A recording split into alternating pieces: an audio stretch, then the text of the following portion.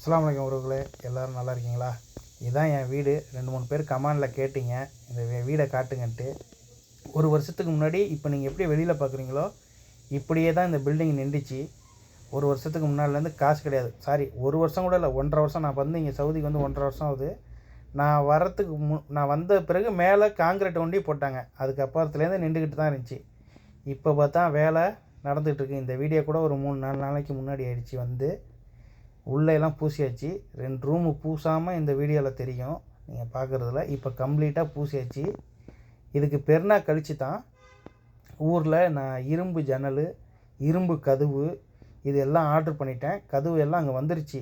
அவங்க 2-3 நாளைக்கு முன்னாடியே கொண்டு வரேன்டாங்க. பூச்சி வேலை நடந்துகிட்டு இருக்கு, இப்போ கொண்டு வராதிங்கன்னு சொல்லி நான் வச்சுருந்தேன். அதுக்குள்ளே அவங்க பெருநாள் கழிச்சிட்டு வரேன்ட்டாங்க. நம்ம ஊரில் காரைக்கால் கிட்ட வாங்கியிருந்தேன் கதவு ஜன்னல் எல்லாம்.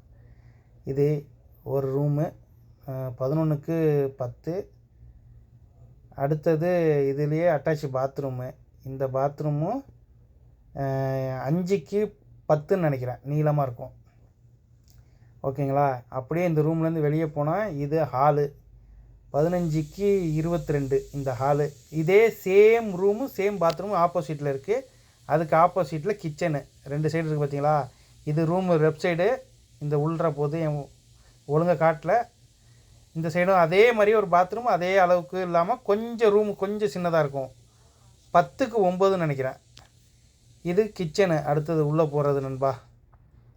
ஓகேங்களா? இந்த கிச்சனு. அதுக்கு அடுத்தது காமன் இது ஒன்று இருக்குது, டாய்லெட் ஒன்று இருக்குது. அதுக்கு மேலே 7 அடிக்கு மேலே ஜாமான் போடுறது ஃபுல்லாக கொடுத்துருக்கேன் நண்பா. எல்லாத்துக்கும் இப்போ ஜன்னல் இதுங்க தான் வரணும், வந்துடும்.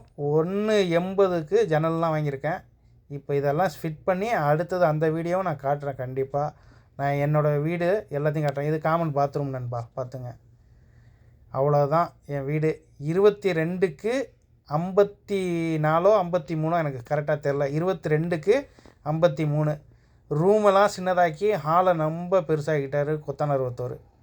சொல்லும் போது கேட்டோம், கரெக்டாக பண்ணிடுவேன் இருக்கும்ட்டு லாஸ்ட்டில் சொதப்பிட்டானோ. இன்ஜினியர்கிட்ட கொடுத்து வீடை கட்டுங்க, காசு கொஞ்சம் கூட போனாலும் பர்ஃபெக்டாக இருக்கும்.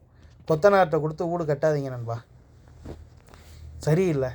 இல்லை நீங்கள் அங்கே நின்று கட்டுற மாதிரி இருந்தால் கொத்தனாரை வச்சு கட்டுங்க, நல்லாயிருக்கும். ஓகே, என்னோடய கருத்து. உங்களுடைய கருத்தை கீழே கமெண்ட் பண்ணுங்கள்.